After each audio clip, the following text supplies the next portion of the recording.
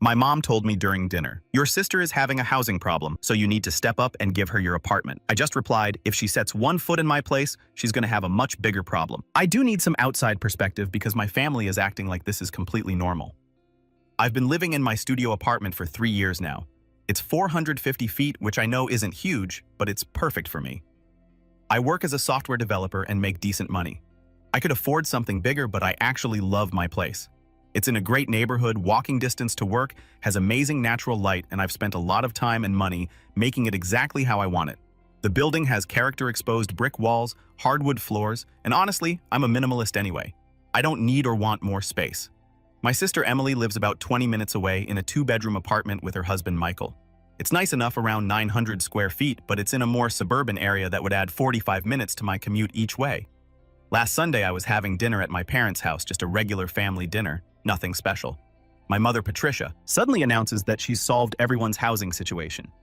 I had no idea there was a housing situation that needed solving, but apparently there was. She proceeds to explain that my studio is embarrassingly small for a successful man approaching 30, and that it's time to live like an adult. She says Emily and Michael's place is too big for newlyweds, they've been married 2 years, and that they're rattling around in all that space. Her solution: Emily and Michael will move into my studio and I'll take their 2-bedroom. She presented this like she just solved world hunger. I laughed because I thought she was joking. She wasn't. She had already discussed this with Emily, who apparently thinks it's a fun idea and would love to try minimalist living. Michael seemed uncomfortable but didn't say anything. I tried to explain that I love my apartment, that I chose it specifically, that the commute from Emily's place would be horrible for me. My mother waved this away, saying, "I'm too attached to that tiny box and need to think about my future." "What future?" I asked. "When you meet someone," she said, "you can't bring a woman back to a studio apartment. I'm not even dating anyone right now. And when I do date, no one has ever had an issue with my place. If anything, women seem to appreciate that it's clean, well decorated, and that I'm financially responsible enough to live below my means by choice." My father, Robert, just sat there reading his phone, occasionally making supportive humming noises when my mother looked at him. Classic dad. I told him absolutely not. This is insane and I'm not moving. My mother got this look on her face, the one she gets when she's decided something is happening, whether you like it or not. She said, "We'll discuss it more later," and changed the subject. Since then, I've gotten 5 texts from my mother with listings for furniture that would look perfect in Emily's place. 3 calls from Emily asking when we should start planning the switch. 2 emails from my mother with moving company recommendations. A text from Michael saying, "Sorry, bro. I tried to talk them out of it. I've responded to all of these with variations of 'I'm not moving,' but it's like they're not even hearing me." Emily called yesterday to say mom is planning a packing party for next weekend. A packing party for a move I haven't agreed to. The craziest part is how they're acting like I'm the one being unreasonable. My mother told my Aunt Linda about this, and now I'm getting messages from extended family about how I should help my sister out and stop being selfish with all that convenient location. I don't understand what's happening. My sister doesn't need my apartment. She has a nice place with her husband. I don't need her apartment. I have a place I love. This makes no sense. Am I missing something here? Is there some cultural norm where siblings are supposed to trade housing based on square footage? Because that's insane, right? I'm at a loss. How do I get them to understand that no means no? The thing is, this isn't even the first time my mother has tried to reorganize our lives according to her vision. When I graduated college, she had already picked out a job for me at her friend's accounting firm, despite knowing I studied computer science. When Emily got engaged, Mom tried to convince her to postpone the wedding because Mercury was in retrograde or some nonsense. We've always just kind of worked around her eccentricities, but this feels different. This feels invasive in a way I can't quite articulate. I keep thinking about all the little comments over the years. Every time I had friends over in college, she'd apologize for my cramped dorm room. When I got my first apartment, a perfectly normal 1-bedroom, she spent the entire visit pointing out where I could fit more furniture. When I downsized to my current studio by choice, she acted like I'd announced I was moving into a cardboard box. But here's what really gets me. I love my life. I love waking up to the sun streaming through my east-facing window. I love that I can walk to the farmer's market on Saturdays. I love that my favorite coffee shop knows my order. I love that I've slowly become friends with my elderly neighbor Margaret, who shares her homemade cookies with me. I love that I can bike to work in 15 minutes. These aren't things you can just transplant to a different apartment. My coworkers think I'm overreacting. Just humor her. They say parents are weird about their kids' living situations, but they don't understand. If I give in on this, what's next? Is she going to decide my car isn't manly enough and arrange a trade with my cousin? Is she going to determine my wardrobe needs updating and show up with a personal shopper? The rental market in my area is insane right now. Studios in my building are going for 40% more than what I pay. I locked in my rate 3 years ago, and with rent control, I'm sitting pretty. Emily and Michael's place. Their rent is actually $600 more than mine, and that's not including the increased transportation costs I'd have. So this isn't even financially sensible. I've started documenting everything. The texts, the emails, the voicemails. Part of me feels ridiculous, like I'm preparing for some legal battle over apartment swapping, but another part of me genuinely worries about what lengths they'll go to. Emily mentioned she still has a key from when she helped me move in. I asked for it back and she laughed like I was joking. Update 1 week later. I can't believe I'm writing this update. I thought after my last post and everyone confirming that yes, this situation is insane, things would calm down. I was wrong. First, thank you to everyone who responded. You gave me the confidence to stand firm, and I needed that because things escalated in ways I couldn't have imagined. After my original post, I sent a group text to my mother, father, Emily, and Michael. I kept it simple. I want to be crystal clear. I am not moving. I am not switching apartments with Emily. This discussion is closed. Please respect my decision. The responses were something. Mom, we'll see about that smiling face with smiling eyes. Emily, don't be so dramatic, James. It'll be fun. Dad, thumbs up, Michael. No response. I thought that would be the end of it. I thought wrong. Saturday morning, 8 a.m. I'm drinking coffee in my boxers when I hear voices in the hallway. Loud voices, familiar voices. Then a knock on my door. No, not a knock, more like someone trying to break it down. I throw on pants and open the door to find my mother, Emily, and 3 moving guys with dollies and boxes. My mother is holding a clipboard and wearing what I can only describe as moving day casual, like she dressed for this occasion. Perfect. You're awake, she says, pushing past me into my apartment. We wanted to get an early start. The movers charge by the hour. I'm standing there speechless while these movers start looking around my apartment like they're sizing up the job. Emily's taking photos of my bookshelf to remember how to organize it in her new place. I finally find my voice and tell the movers they need to leave, that there's been a mistake. My mother interrupts and tells them I'm just nervous about change and to start with the bedroom. One of the movers, bless him, looks uncomfortable and asks me directly if I'm authorizing this move. I say absolutely not, and he tells his crew to hold up. My mother pulls out her phone and shows him something. I kid you not, she had created a fake email for me authorizing the move. She had somehow gotten into my old email account, probably because I used her maiden name as a security question like an idiot, and sent herself permission to move my belongings. The mover looks at me, looks at the phone, and says they need verbal confirmation from me right now, or they're leaving. I tell them to leave. My mother starts arguing with them about their unprofessional behavior and threatens to leave bad reviews. While she's distracted with the movers, I notice Emily in my bedroom actually putting my clothes in boxes. I run in and physically take the box from her. She looks at me like I've slapped her and starts crying about how I don't want her to be happy and how the studio would be perfect for her and Michael. I ask her why, if it would be so perfect. She hasn't mentioned this to me before Mom's announcement. She admits that Mom came up with the idea, but that once she heard it, she realized how much sense it made. Apparently, she and Michael have been feeling distant, and she thinks a smaller space would bring them closer together. I tell her that's not my problem, and she needs therapy, not my apartment. She runs out crying. The movers have left by this point, and my mother is standing in my living room, arms crossed, giving me the silent treatment. Then she hits me with this. I already told the building manager. You're moving out. Emily and Michael are on the lease starting next month. My blood goes cold. I ask her to repeat that. She says she called the building management company, explained the situation, and they were very understanding about the apartment staying in the family. I immediately called the building manager, who thankfully tells me no such conversation happened, and any changes to the lease would require my signature. My mother had called the wrong number. She found an old management company listing online that hasn't managed the building in years. At this point, I'm done. I tell my mother and Emily to leave. My mother starts on a rant about how I'm choosing a box over family and how she's only trying to help.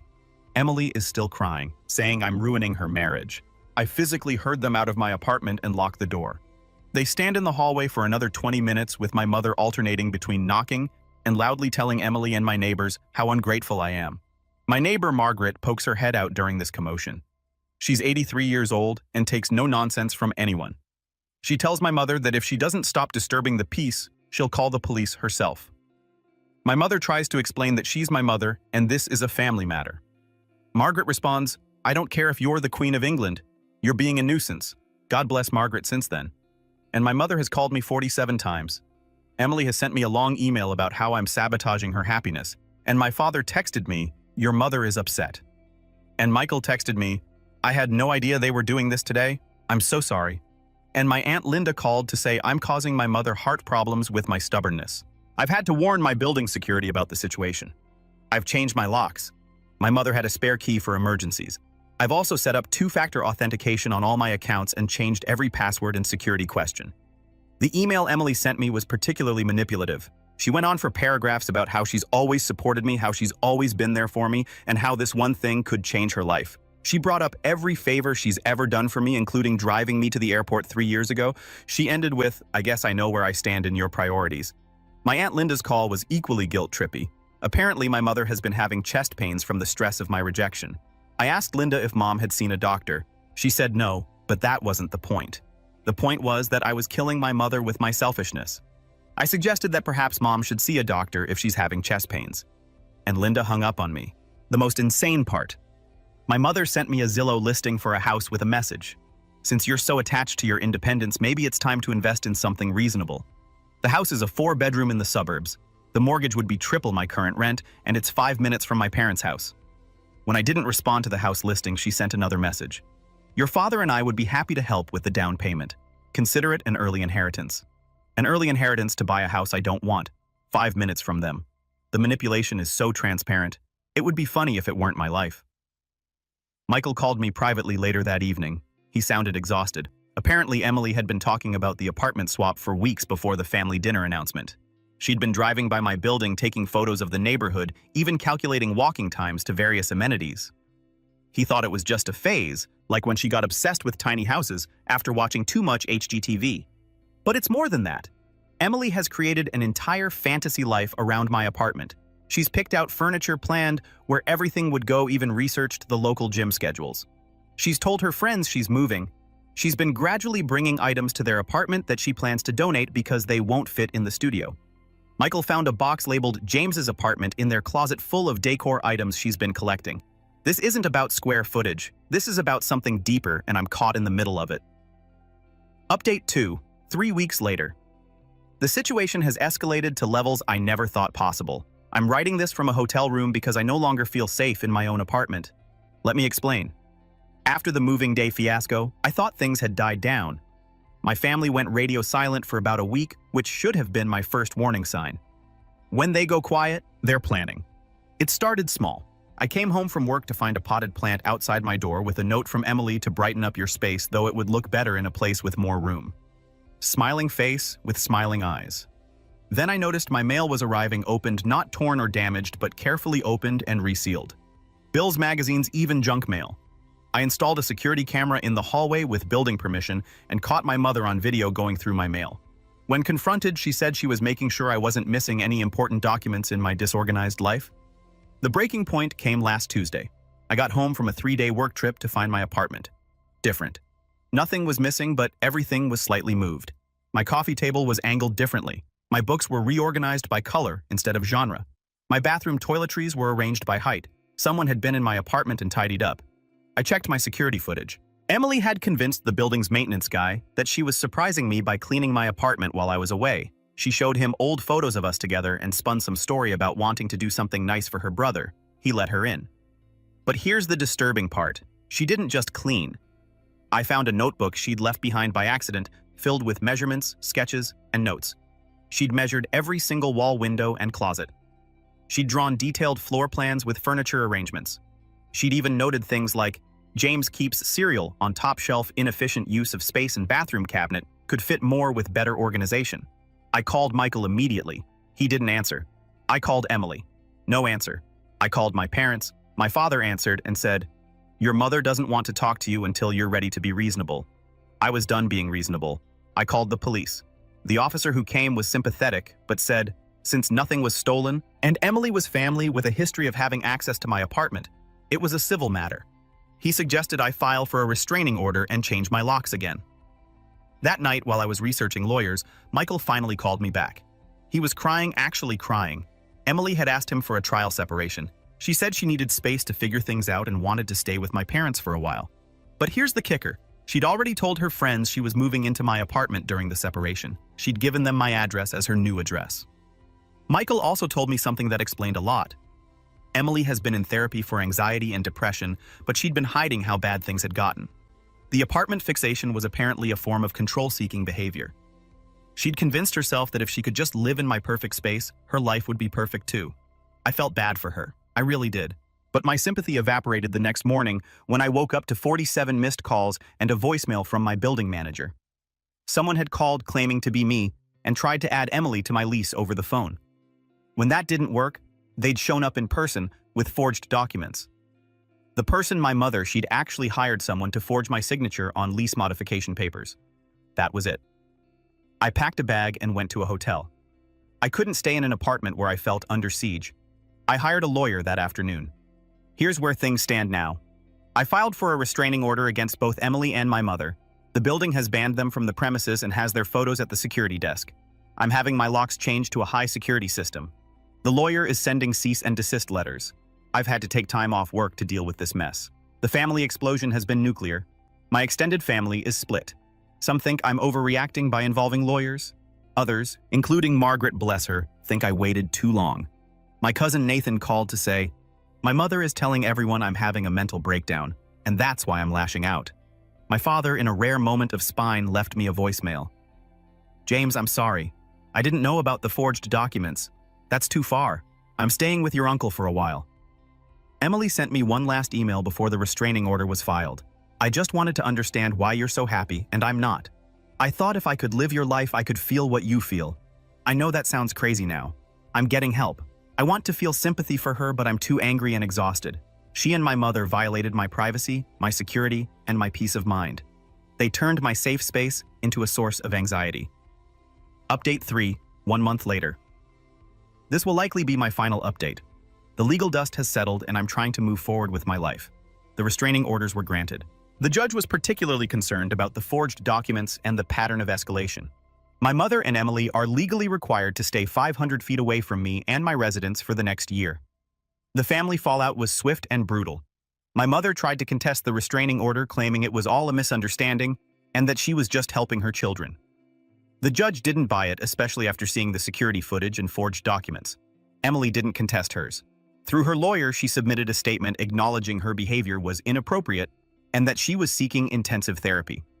She's been diagnosed with severe anxiety disorder and something called displacement fixation, where she projected all her life dissatisfaction onto the idea of my apartment. Here's what I learned through the legal process. And my mother had been planning the apartment swap for over a year. As she'd been slowly poisoning Emily against her marriage, suggesting Michael was holding her back, as she'd convinced Emily that I was unhappy in my studio, but too proud to admit it. And the end game was to have Emily leave Michael and move into my apartment while I would move closer to my parents. And my mother had already been showing my future house to her friends as if I'd already bought it. The most disturbing revelation came from Michael. Emily had found journals my mother kept about her life plans for both of us. Apparently, my mother had my entire life mapped out. When I should marry at 32, who I should marry someone from our church, how many kids I should have 3, and where I should live that 4-bedroom house 5 minutes from them. Emily's breakdown wasn't just about the apartment, it was about realizing how much of her life had been orchestrated by our mother. The apartment swap was supposed to be the first domino in a series of life changes my mother had planned for both of us. My father filed for divorce 2 weeks ago. He's been staying with my uncle and attending therapy. He called me last week to apologize properly. He admitted he'd been enabling my mother's behavior for years because it was easier than fighting her. He said the forged documents were his breaking point. He couldn't pretend anymore that her behavior was just quirky or caring too much. Michael and Emily are trying to work things out. With my mother's influence removed and Emily in proper therapy, they're slowly rebuilding. Emily hasn't contacted me directly restraining order, but Michael says she's genuinely remorseful and understanding of why I needed legal protection. The extended family is still divided. Some relatives think I've destroyed the family. Others have reached out with their own stories about my mother's controlling behavior over the years. Apparently, I'm not the first family member to need legal intervention, just the first to follow through. As for my apartment, I'm still here. I've added more security measures and honestly feel safer than before. Margaret has become my unofficial building guardian, keeping an eye out for any suspicious activity. She also makes sure I'm eating properly, which is oddly comforting. I've been in therapy myself to process all of this. It's helping me understand how abnormal my family dynamics were and why I normalized so much toxic behavior. My therapist says my strong reaction to the apartment situation was actually my subconscious recognizing a line that couldn't be crossed. Last week, I got a letter forwarded through my lawyer. It was from my mother. She wanted me to know that she's forgiven me for the restraining order and will be waiting for me to come to my senses. She also mentioned that the house near them is still available if I'm interested. I didn't respond. I'm dating someone now. Nothing serious yet, but it's nice. When I told her abbreviated version of the story, she said, "So, you're telling me you stood up to your entire family to protect your boundaries and independence? That's actually really attractive. So maybe something good came out of this mess after all." Final update. 3 months later. I wasn't going to update again, but something happened that I think provides real closure to this bizarre chapter of my life. Emily's restraining order expired. She didn't violate it once, and her lawyer successfully petitioned for early termination due to her ongoing treatment. She reached out through Michael first, asking if I'd be willing to meet in a public place with her therapist present.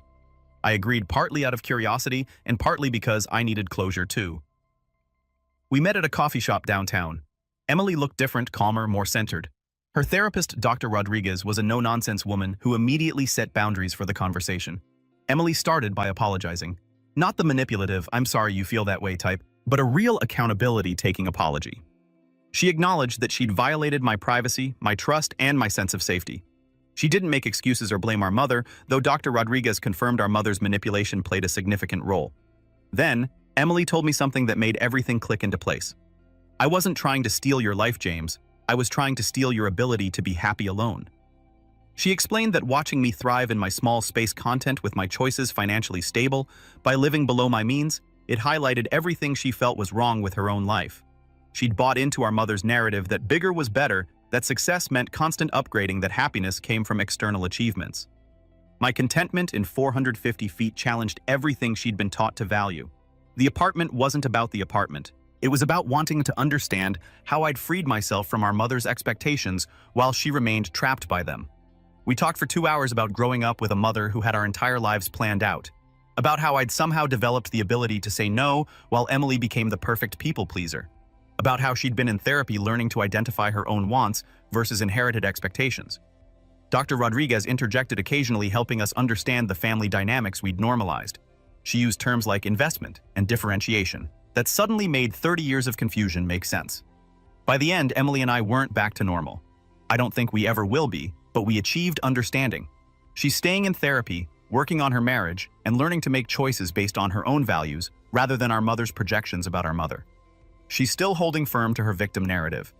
The divorce is proceeding, and she's telling everyone that both her children and husband have been brainwashed against her. She's living in that 4-bedroom house she wanted me to buy alone, surrounded by the life she'd planned for everyone else. My father is doing well. We have dinner once a month now, just the two of us. He's like a different person without my mother's constant influence. Lighter, funnier, more present.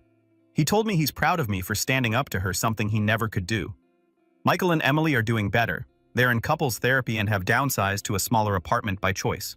Not my studio, but a 1-bedroom that they picked together. Emily says the smaller space does bring them closer, but not in the magical way she'd imagined. It just means they have to communicate more, be more intentional about their space and time. As for me, I'm still in my beloved studio. I've made a few upgrades. New security system aside, I finally bought the good coffee maker I've been eyeing. Margaret and I have weekly tea where she regales me with stories from her 70 years in the building. I'm still with the woman I started dating during the restraining order drama. She's met the same members of my family and charmed them all. She also thinks my studio is perfect, though she did suggest maybe someday, if we decide to move in together, we might want a place with room for her books. I said we'd cross that bridge when we came to it. By choice, our choice. The biggest lesson from all of this: sometimes the smallest spaces can hold the biggest boundaries. And sometimes protecting those boundaries is the most loving thing you can do for yourself and for others who need to see it's possible. My studio isn't just an apartment. It's proof that you can choose your own life even when everyone else thinks they know better. And that's worth more than all the square footage in the world. To everyone who followed this journey and offered support, thank you. Your validation helped me trust my instincts when my entire family was trying to convince me I was crazy. You helped me hold my ground literally and figuratively. And to anyone dealing with similar boundary-crossing family members, your space is yours. Your choices are valid. And no is a complete sentence even if you have to get a judge to help you punctuate it.